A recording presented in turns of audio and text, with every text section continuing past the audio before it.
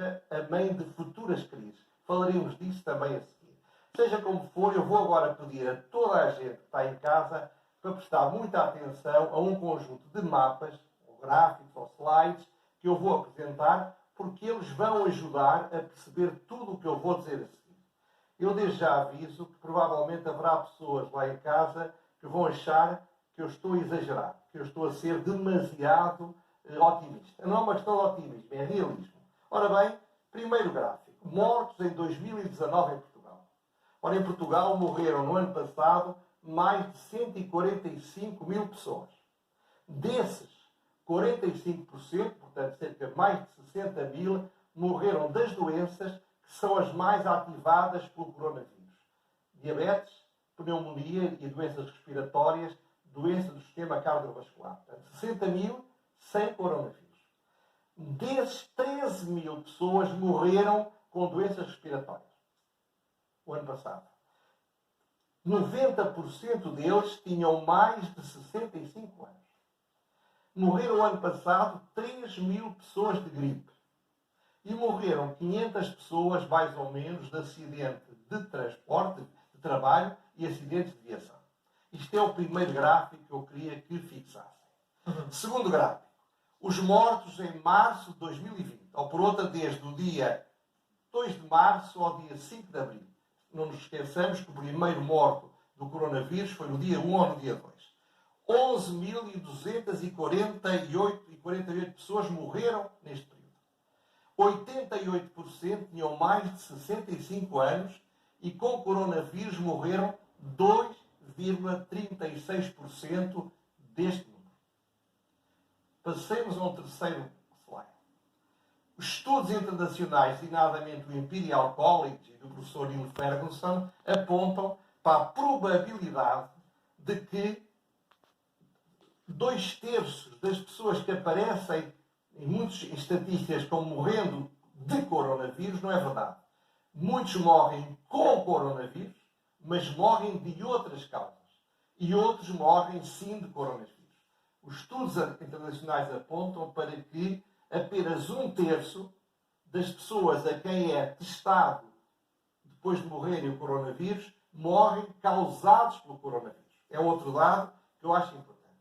E também os cientistas dizem que provavelmente apenas 5 a 10% dos infectados são detectados. O que significa que a percentagem de mortes sobre a totalidade dos infectados é muito mais baixa do que aquela que nos é dita rigorosamente todos os dias. Passemos a outro gráfico. No mundo, no ano passado, morreram 50 milhões de pessoas. Mais ou menos. Desses, 5 milhões morreram de pneumonia, a grande doença agitada ou ativada pelo coronavírus, e de diabetes. Portanto, 5 milhões o ano passado. Este ano, em 3 meses, morreram, dados de ontem, 75 mil pessoas com coronavírus. Passemos a um outro gráfico, a outro mapa. Infectados em mortes em Portugal. Pessoas com mais de 70 anos, 21%, portanto, apenas 21% dos infectados, daqueles que se conhecem, têm mais de 70 anos. Mas 86% dos mortos são pessoas com mais de 70 anos. Vamos a um outro gráfico. Vejamos agora infectados e mortos com menos de 60 anos. As pessoas, os jovens e as pessoas que estão na vida ativa. Evidentemente que há pessoas que têm vida ativa depois dos 60 anos. Mas a esmagadora maioria das pessoas que estão na vida ativa, 64,7% dos infectados têm menos de 60 anos, daqueles que são detectados. Mas só 3,7% dos mortos é que têm menos de 60 anos. Isto é, morreram 13 pessoas com menos de 60 anos. E creio eu que a generalidade, se não a totalidade deles, morreram porque eram pessoas que tinham fragilidades, eram imunodepressivos ou tinham doenças graves que os fragilizavam e, portanto, os tornavam mais graves se fossem afetados por vírus. Outro mapa. Vamos comparar Portugal com Espanha. E porquê Espanha? Iremos falar disso bastante. Porque Espanha é o país do mundo pior. Pior em número de mortes por 1 milhão de habitantes. Não se pode comparar, por exemplo, os Estados Unidos têm 400 milhões de pessoas com a Espanha que tem 46. Ora bem, Espanha na pior das hipóteses, é provável que vá ter, se tem neste momento 13.800 mortos, vamos prever que até ao fim deste surto, até ao fim da descida do pico, chega aos 27.800, 28.000 mortos. Isso significa que a Espanha vai ter 6.000 mortos, provavelmente, peço desculpa, que a Espanha vai ter cerca de 20.000 mortos, pessoas que morrem com coronavírus, e basicamente cerca de 10.000, 9.000 que morrem de coronavírus. Ora, se Portugal tiver a mesma hipótese de Espanha, e a mesma hipótese é 3 vezes pior do que estamos agora, nós teremos, no final deste ciclo, teremos 2.000 pessoas que morreram com coronavírus e teremos cerca de 700 pessoas que morreram de coronavírus. Estes são dados que eu retirei com bastante esforço e que me parecem indiscutíveis. E estes dados, José Miguel Júdice, ouviu atentamente. Estes dados são para chegar a que conclusão? É ao que iremos chegar a seguir. Portanto, paramos agora e lembrem-se todos lá em casa destes dados. Agora vamos falar de outro tipo de factos. Factos de pessoas, não de números. No dia 15 de janeiro, a Diretora-Geral de Saúde afirmou sobre o vírus que há uma fraquíssima possibilidade de ele se transmitir de uma pessoa para outra. Em 15 de janeiro era aquilo que a Diretora-Geral de Saúde pensava. Em 25 de fevereiro, o Presidente da República disse, enfaticamente também, que é impossível fechar as fronteiras e isso não é solução. E no início de março até brincava com a distância social que não mantinha. Como, aliás, eu referi num programa 10 de março, no dia 8 de março, António Costa deu uma grande entrevista ao público de 8 páginas e não há uma única sobre o futuro e não há uma única palavra sobre o coronavírus. Aliás, a palavra coronavírus não é sequer tratada. Sim. No dia 11 de março, a Diretora-Geral de Saúde estava muito zangada porque na Escola dos Métodos tinha aparecido uma pessoa doente e a escola foi fechada. E nesse mesmo dia, o Conselho da Saúde Público, creio por unanimidade, deu um parecer no sentido de que as escolas não devessem ser fechadas. O Primeiro-Ministro, e bem, sabemos agora todos, teve a coragem de fazer o contrário do que anunciavam os especialistas. Eu próprio, no dia 13 de março, não me quero afastar disto, estava decidido e determinado a partir do dia seguinte para a Holanda de avião, para estar numa audiência arbitral aqui a presidir, pai, com 20 pessoas, que foi adiada porque algumas das pessoas não puderam vir de vários países. Ora bem, o que eu quero dizer com isto é que isto tudo que se passou era completamente compreensível. As pessoas adaptam-se mais lentamente do que seria necessário. Em França aconteceu rigorosamente o mesmo. Mas como iremos falar a seguir, o problema é que muitas das pessoas que demoraram a tomar consciência do problema, depois demoram a tomar consciência de que o problema pode ser ultrapassado. E aí já está a apontar para o futuro e para o impacto de uma crise económica que será profundamente destrutiva da nossa economia. Exatamente. E não só a crise económica, a crise social e claro. sanitária, como iremos dizer a seguir. Agora, como e quando vamos sair disto? Ora bem, aqui eu vou ser um bocadinho atrevido. E espero que me perdoem por o ser, mas acho que é o meu dever, como a seguir perceberão melhor. O meu entendimento é que é óbvio que a qualquer pessoa normal, e agora ainda mais depois do que soubemos hoje, de que provavelmente já passámos o pico e que, portanto, vamos ter de estar confinados. Mas ter algum cuidado, José Miguel Júdice, também no momento em que nós deixamos de dizer. Pode, eu tenho os cuidados, mas muita prudência, claro. Eu tenho os cuidados todos do mundo, mas para ter esse cuidado está toda a gente a ter. Deixe-me ter a mim outros cuidados diferentes. Mas eu volto a dizer a mesma coisa, o confinamento foi essencial. Eu confinei muito antes do estado de emergência. E, portanto, isso foi uma medida importantíssima, a que devemos, provavelmente, a possibilidade de sairmos disto muito mais cedo. Mas vamos dizer o que é que eu penso. Durante o mês de maio, os sistemas de saúde estarão seguramente muitíssimo mais preparados. É possível acabar o estado de emergência. Podemos voltar à normalidade presencial, isto é, as pessoas voltarem às escolas, as crianças, e os pais voltarem ao trabalho presencial. Há exceções. Aliás, o decreto que regulamentou a lei de emergência, ou o teto de emergência, foi muito civilino. Pela primeira vez distinguiu os portugueses em dois grupos. Os que têm mais de 70 anos, ou que, tendo menos, têm doenças imunodepressivas e são, portanto, grupos de risco muito grande, e essas pessoas ficam confinadas com um dever especial de proteção. Não podem sair para tudo e mais alguma coisa. Não podem sair para ir trabalhar. Portanto, eu trabalho em casa, mas não posso sair de casa para ir trabalhar. Os outros não têm o mesmo regime. Ora bem, o que eu acho é que, em maio, é preciso colocar a generalidade dos portugueses fora de casa. A passear nos tempos livres, a andarem por jardins, a irem à praia, e com cautela, evidentemente não estando em grupos. E ir trabalhar presencialmente, porque não tínhamos ilusões. A economia não consegue funcionar toda ela em teletrabalho. Agora, esse enorme grupo dessas pessoas que podem sair são 8,6 milhões de portugueses. Até agora são 78% dos infectados, mas apenas 11% dos que morreram. Sendo que a maioria desses tinham já as tais doenças de que eu lhes acabei de falar. E volto a insistir, com menos de 60 anos, por isso é que eu dei os dados, só morreram até agora, graças a Deus, 13 pessoas com coronavírus. Portanto, eu não acredito que, se forem respeitadas condições adequadas, o sistema não aguente e, sobretudo, acho que a alternativa seria uma loucura. Seria uma loucura em vários planos. Primeiro, está-se a descobrir que há muita gente, não sabe como, mas muita gente a morrer por outras causas, por causa do pânico que têm de sair de casa para se irem tratar.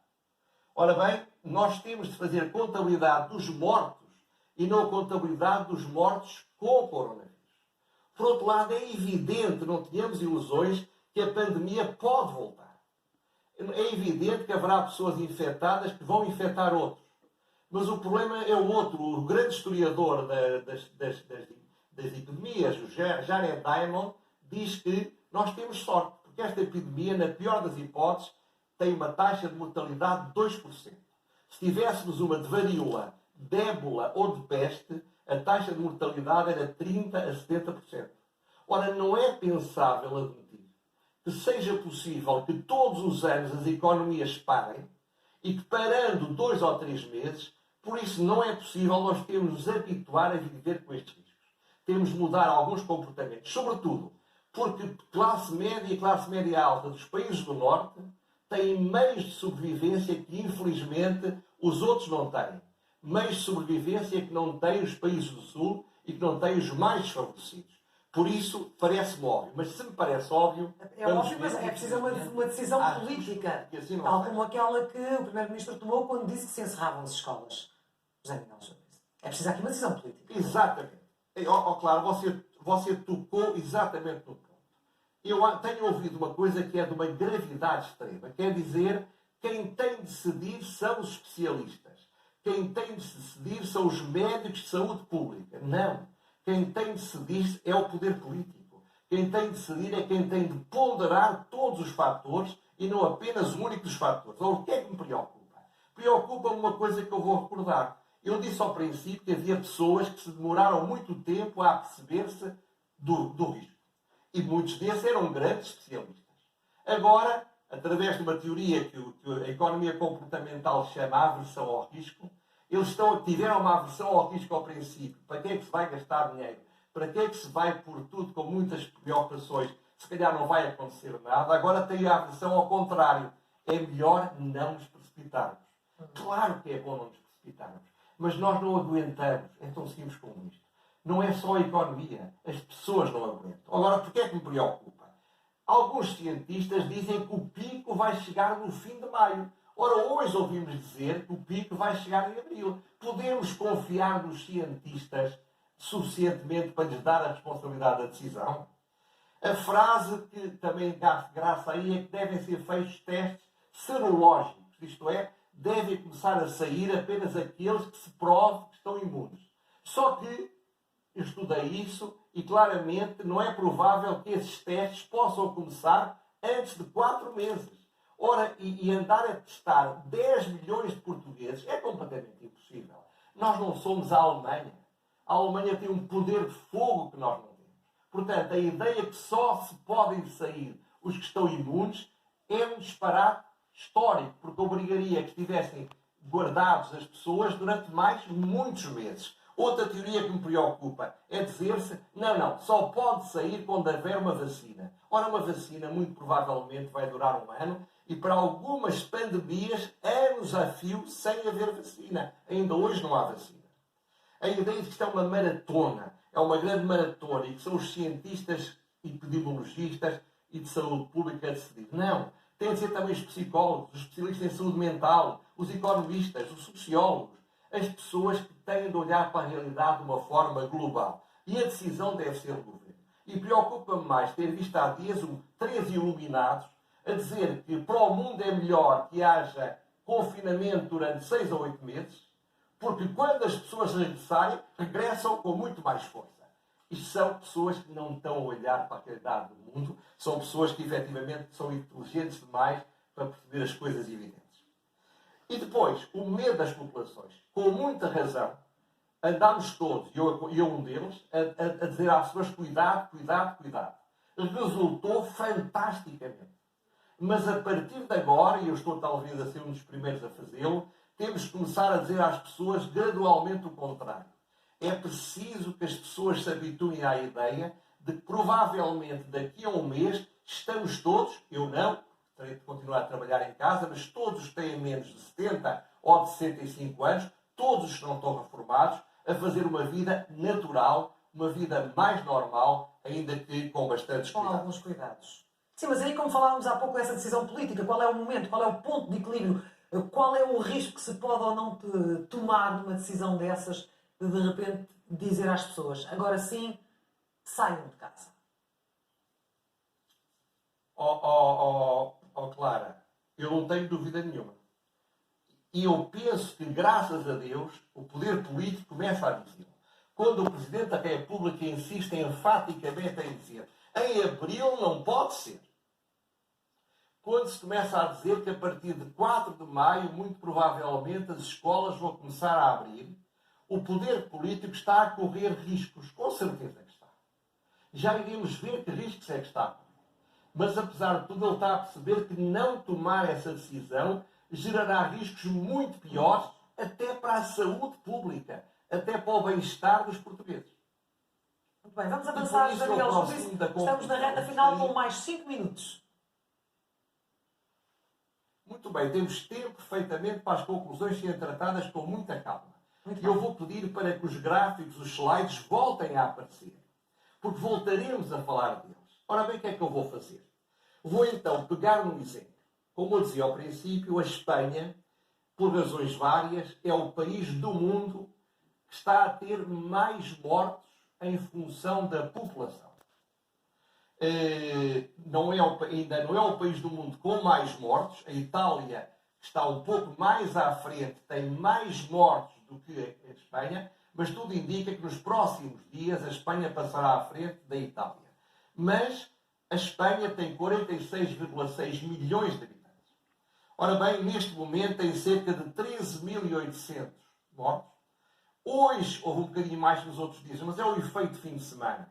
É normal que nem todos os mortos do domingo sejam indicados no WhatsApp para domingo, sejam indicados nesse dia. Portanto, mas está, todos os especialistas dizem, está numa zona de planalto e vai a caminho do começo da descida. Mas vamos admitir que a Espanha, que teve nesta fase 13.800 mortos, vai ter outros 13.800 daqui até entrar numa zona de relativa normalidade. Isto é, que a Espanha vai ter 27.600, 28.000 mortos. Ora, isto significa que por cada 1 milhão de espanhóis vão morrer com o coronavírus, insisto, com o coronavírus, cerca de 600 pessoas.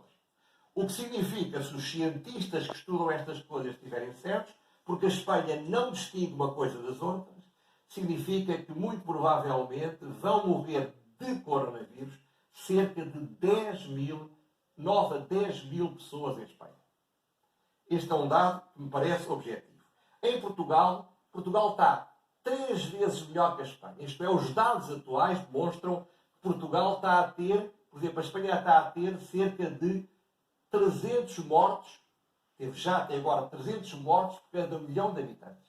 Portugal teve muito menos, tem atualmente 345 mortos, está evidentemente a ter muito menos. Mas à mesma data, desde o começo das mortes em relação à Espanha, Portugal está a 1/3 do mal de Espanha. Isto é, Portugal está 3 vezes melhor que a Espanha. Mas na análise que eu vou fazer, eu vou assumir que Portugal vai ser tão mau como o pior do mundo. Isto é, Portugal vai ter uma pandemia, vai ter daqui para a frente uma situação que piora tanto que vai tornar-se igual à Espanha. Vai ser o segundo ou o primeiro pior do mundo.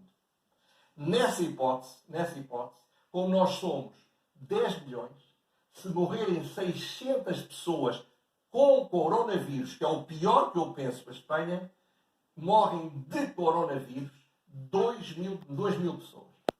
2 mil pessoas de coronavírus e mais 4 mil com coronavírus. Mas eu vou pôr uma hipótese ainda pior. Vou pôr a hipótese de que Portugal vai ser 2 vezes e meia pior do que o pior do mundo.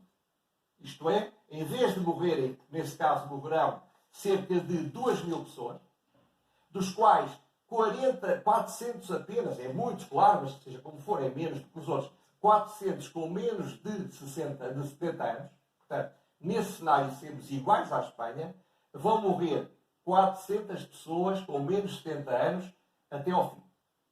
Se formos 2 vezes e meia pior do que a Espanha, irão morrer com menos de 70 anos 1000 pessoas.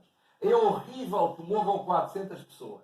É horrível que morram 1000 pessoas. Mas eu lembro que o ano passado, de acidentes de trabalho e acidentes de viação, morreram 500 pessoas. Eu lembro que o ano passado, de gripe normal, morreram 3 mil pessoas.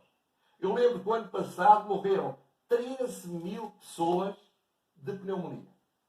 Eu lembro que no mundo morrem 50 milhões de pessoas e até agora morreram com coronavírus 75 mil pessoas.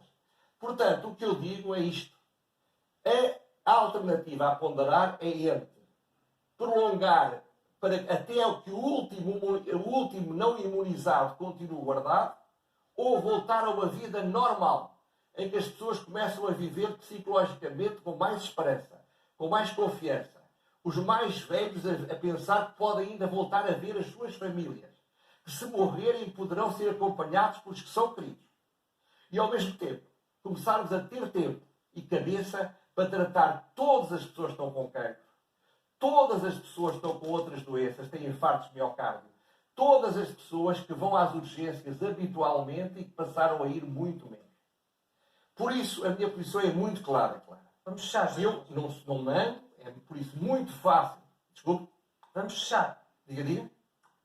Vamos fechar. Eu não mando.